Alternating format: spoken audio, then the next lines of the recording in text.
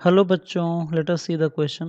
When a copper sphere is heated, maximum percentage change will be observed in.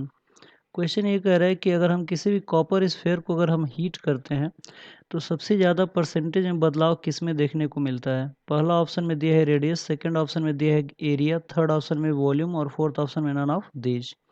तो आइए देखते हैं इस क्वेश्चन का की कॉन्सेप्ट क्या है जिसके बेस पर हम लोग इस क्वेश्चन को सॉल्व कर सकते हैं।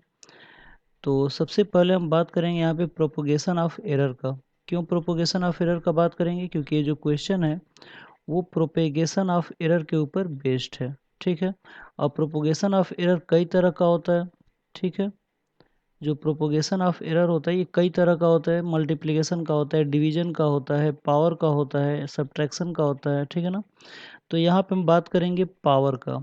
ठीक है, तो क्या होता है प्रोपोगेशन ऑफ एरर? तो अगर मान लेते हैं कि कोई भी फिजिकल क्वांटिटी अगर Q इज इक्वल टू अगर a to the power n हो, n यहाँ पे पावर है, तो अगर हमें Q में परसेंटेज एरर निकालना होता है तो सबसे पहले क्या करते हैं कि Q का हम लोग रिलेटिव एरर निकालते हैं, यानी कि डेल्टा Q अपॉन Q, और इनटू 100 करते हैं, तब जाके क्या होता है परसेंटेज चेंज।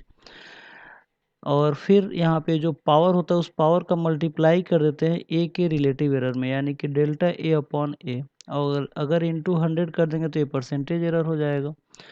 तो यहाँ पे देखते हैं कि क्या क्या गिवन है। तो अगर हम बात करें सोल्यूशन में कि अगर कोई भी अगर स्फेयर है तो उसका अगर रेडियस अगर r है, if r is the radius of sphere, radius of sphere, अगर मान लेते हैं कि r स्फेयर का अगर कोई रेडियस है तो r में जो परसेंटेज चेंज होगा उसको हम क्या कहेंगे?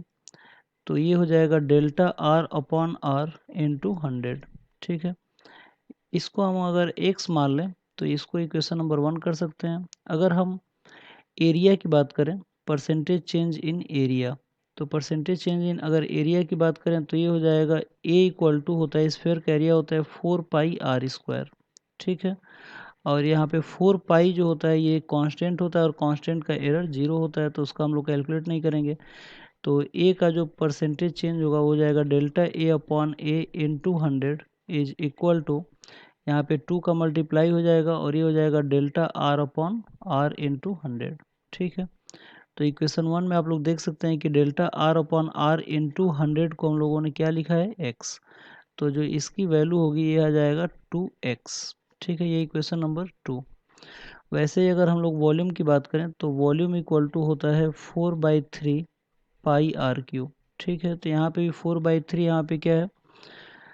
कांस्टेंट है, और इसका एरर हम लोग कैलकुलेट नहीं करें क्योंकि इसका एरर जो होता है वो 0 होता है कांस्टेंट का। तो v का हो जाएगा delta v upon V into 100 is equal to, यहाँ पे 3 का मल्टीप्लाई हो जाएगा और delta R upon R into 100 हो जाएगा। ठीक है, फिर से हम लोग delta R upon R into 100 के जगह पे अगर x रखेंगे तो इसकी वैल्यू आ जाएगी 3x।